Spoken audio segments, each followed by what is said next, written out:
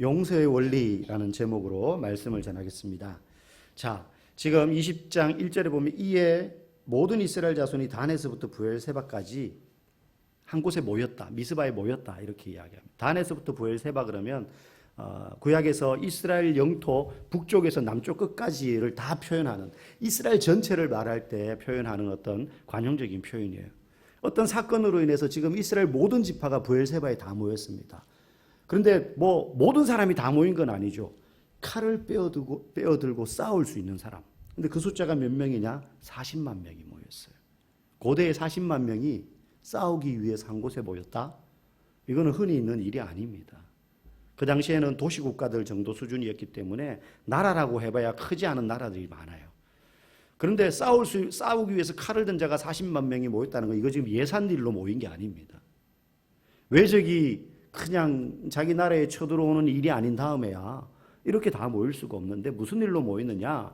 이 앞에 19장에 어떤 사건이 있었습니다. 에브라임 산제산을 레위인이 첩을 두었었는데 이 첩이 가출해서 친정에 갔어요.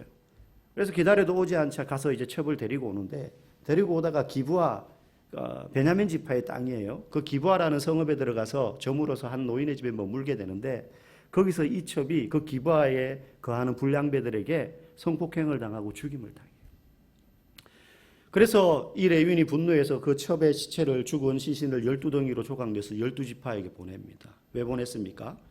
내가 이런 억울한 일을 당했다는 거예요. 그래서 이스라엘 모든 지파 사람들이 분노에 차서 지금 모인 겁니다. 그래서 지금 40만 명이 베냐민 지파와 싸우기 위해서 모였어요. 우리는 11절까지만 읽었지만 20장 전체가 이로 인하여서 전쟁이 벌어지는 내용까지 쭉 이어져요. 그래서 40만 명대 베냐민 지파에서 싸우기 위해서 가만히 앉아서 죽을 수는 없잖아요. 그래서 베냐민 지파에서 몇 명이 나오느냐? 2만 6천 명이 나와요. 40만 대 2만 6천 명의 전쟁이 이제 시작되는 겁니다. 시작되는 거예요. 그 결과 어떻게 되느냐? 이거는 누가 이겼다 졌다 말할 수 없어요. 동족 상잔의 비극이 벌어지는 거거든요. 외적이 침입해도 이렇게 많이 모여서 칼을 빼들지 않아요. 그런데 자기들끼리 싸우기 위해서 온 지파가 다 모여서 지금 한 지파를 그냥 린치하는 거예요. 그런데 이 전쟁은 3번에 걸쳐서 전투가 벌어지는데, 첫 번째, 두 번째 전투는 베냐민 지파가 이깁니다. 의외죠. 숫자적으로는 상대가 안 되는데 베냐민 지파가 2번이나 이겨요. 근데 3번째 결국 베냐민 지파가 패배하게 됩니다. 거의 죽게 돼요. 거의 베냐민 지파 남자들이. 오늘 이 싸움이 어떻게 시작되느냐? 이제 40만 명이 모였습니다. 그러면서 이 레위인에게 이야기합니다. 자초지정을 이야기해봐라. 이 시신이 우리에게 보내졌는데 이게 도대체 어떻게 된 일이냐? 자세히 좀 이야기해봐라. 그러자 이 레위인이 자초지정을 이야기합니다. 여차저차해서 내가 내 첩이 이렇게 죽게 되었다. 그 이야기를 쭉 하는데 자세히 이 레위인의 그 이야기를 들어보면 교묘하게 사실을 다 말하긴 하는데 일부를 말해요. 그리고 교묘히 자신의 책임은 딱 빼버려요. 보십시오. 이 레위인이 이렇게 말합니다. 그 성읍의 불량배들. 사실은 불량배들에 의하여서 자기 첩이 욕보이고 그렇게 죽임을 당한 것 아니겠습니까? 그런데 이 레위인은 어떻게 말하냐면 기브아 사람들에게 자기가 그런 일을 당했다는 거예요. 자기 첩이. 기브아 성에 사는 일부의 사람들이에요. 기브아 사람들이 다 나쁜 사람들은 아닐 거 아닙니까? 그죠? 우리도 그렇잖아요. 나쁜 사람들이 있는데 다 사람이 악하기만 한 건 아니거든요.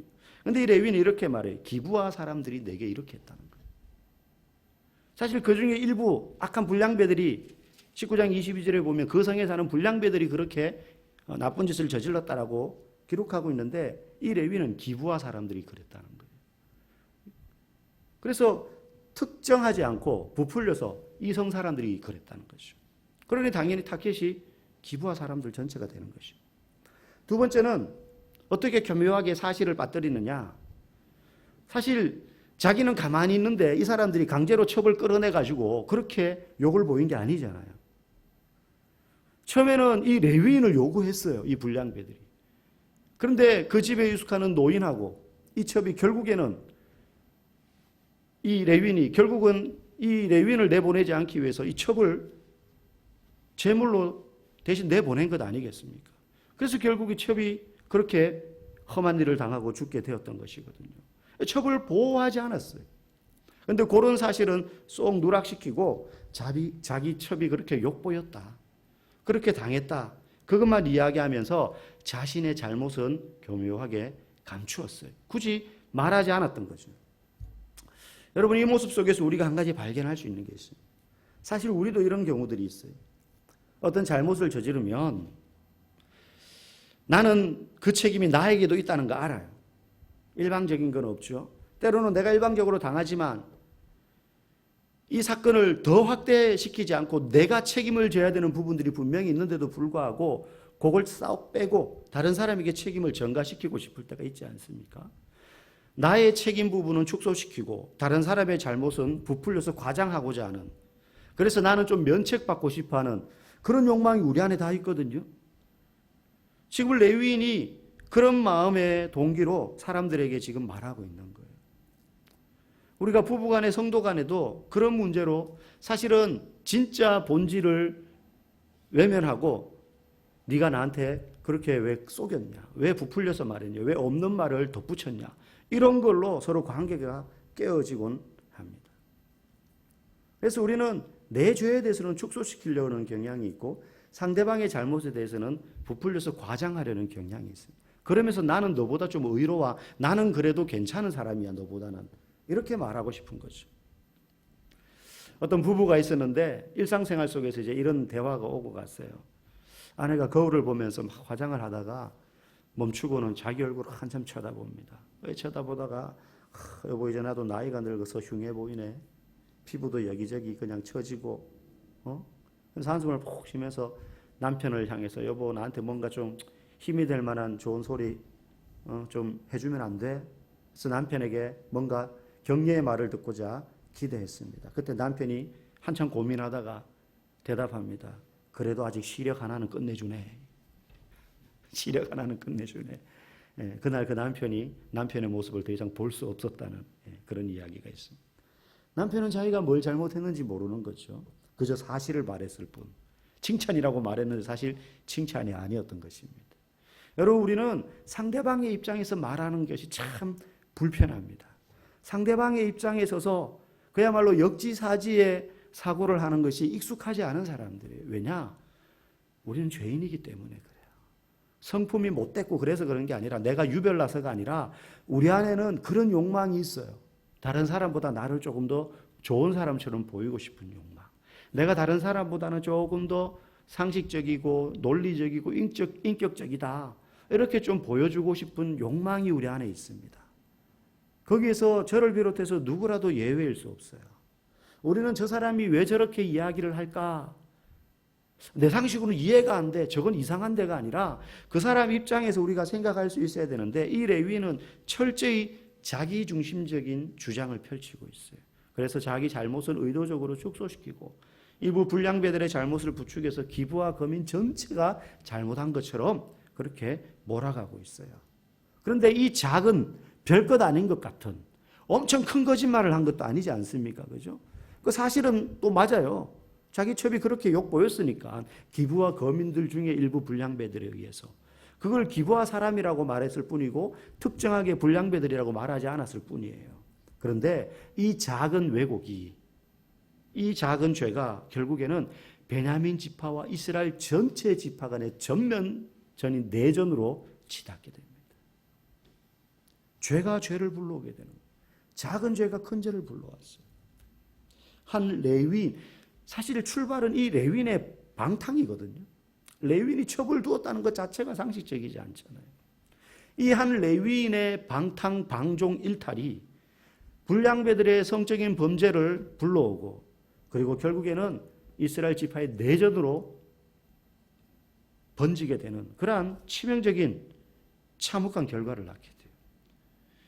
결국 이 전쟁이 이제 벌어지게 되면서 이스라엘 지파가 베냐민 지파와 싸우기 위해서 미스바에 모였습니다. 그리고는 하나님께 묻습니다. 하나님, 여호와 하나님, 우리 중에서 어느 지파가 먼저 올라가서 싸울까요? 이 말 속에는 이런 마음이 있는 거예요. 우리는 지금 40만 명이, 저기는 꼴랑 2만여 명이 나왔어요. 다 나갈 필요 있냐 이거죠. 우리 중에 한두 지파만 나가도 충분히 이길 수 있다 이겁니다. 베냐민 지파는 또 숫자가 크지 않아요.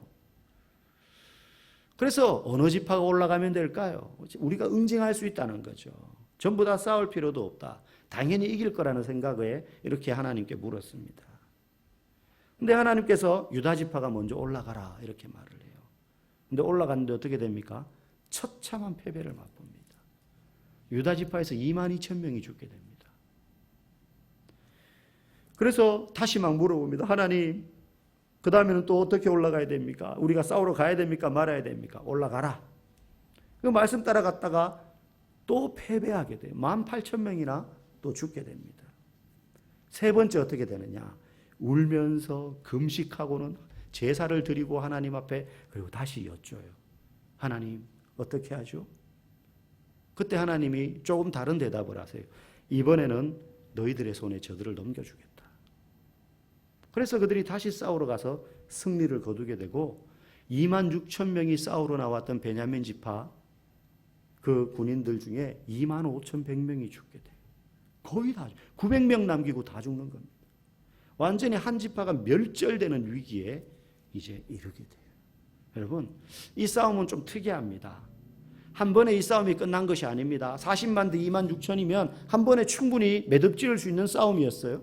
그런데 한 번, 두 번, 세 번이나 이 내전을 거치게 어쩌면 하나님이 그렇게 하시도록 세 번이나 싸우도록 하신 것 같아요.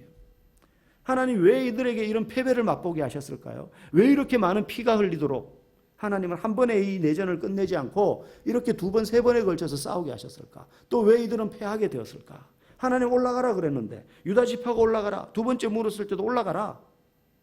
근데 세 번째 가서야 하나님이 승리케 하심으로 이 내전이 끝나게 되거든요. 하나님 왜 이런 과정을 거치셨을까?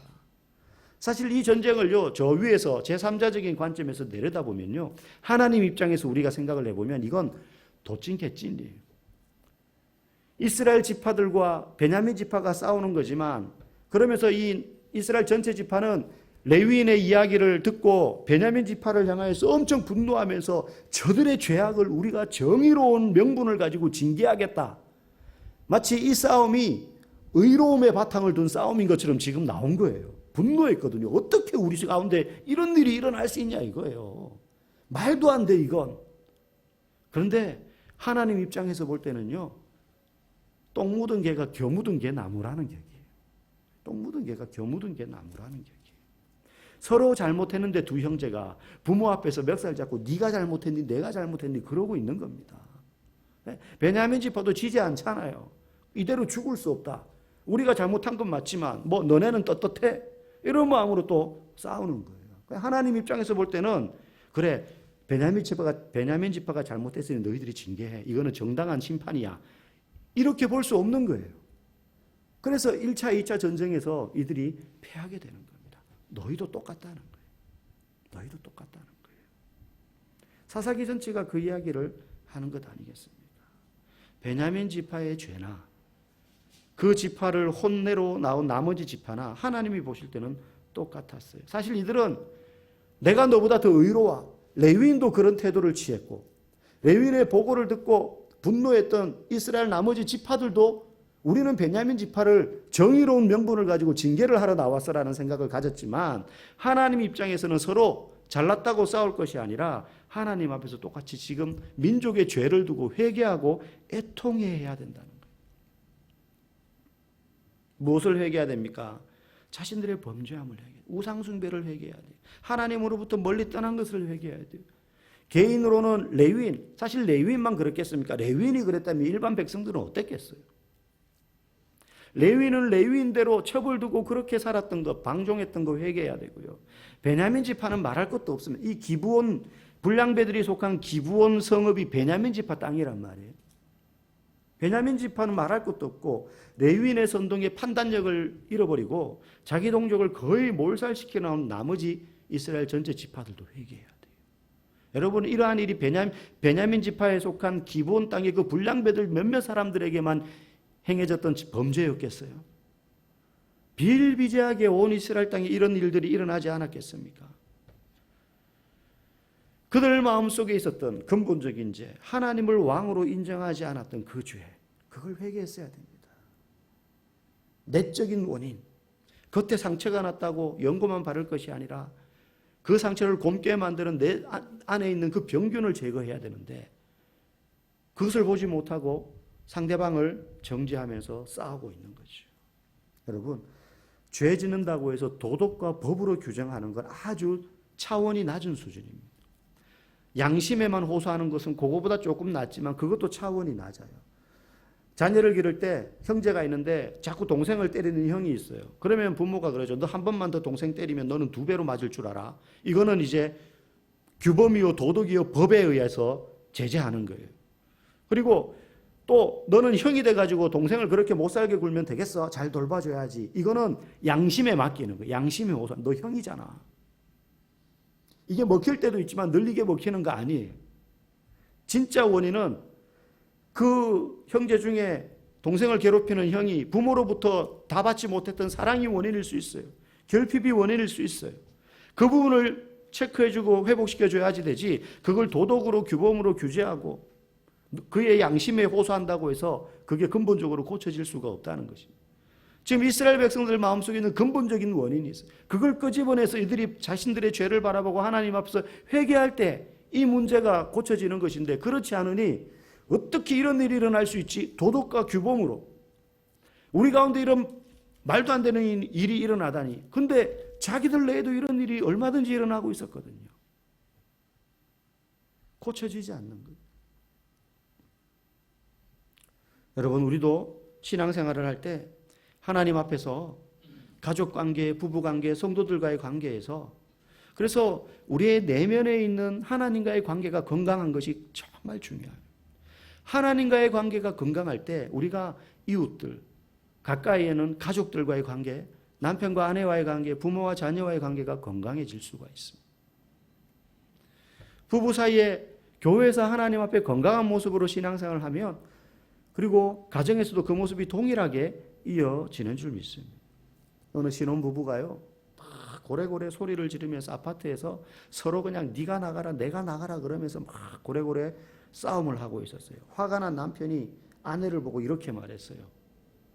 당신 결혼식 때 말이야, 주례 보셨던 우리 목사님이 남편은 하늘이고 아내는 땅이라고 한 거 벌써 잊어버렸어. 소리를 뻐럭 질렀어요.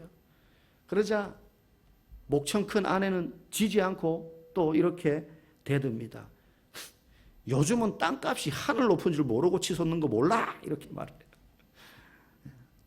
서로 지지 않. 이러면 안 되는 거예요. 그러면 가정이 그냥 박살나는 겁니다. 박살나는 거예요. 여러분, 복수는 복수를 낳는 것처럼 용서가 용서를 낳는 거예요. 자신에게는 엄격하고 상대방에게 관대한다면 우리는 용서할 수가 없어요. 계속 정죄하는 것입니다. 나의 기준과 다르고 내 생각과 다르다고 무시해서 안 되는 것이죠. 우리의 차이가 있습니다. 다름이 있습니다.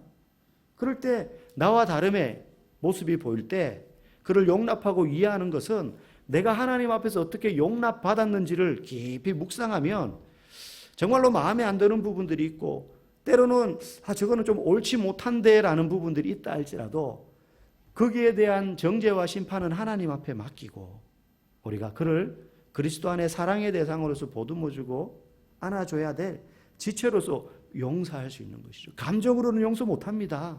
미워 보이고 마음에 안 드는데 어떻게 용서의 감정이 들겠습니까?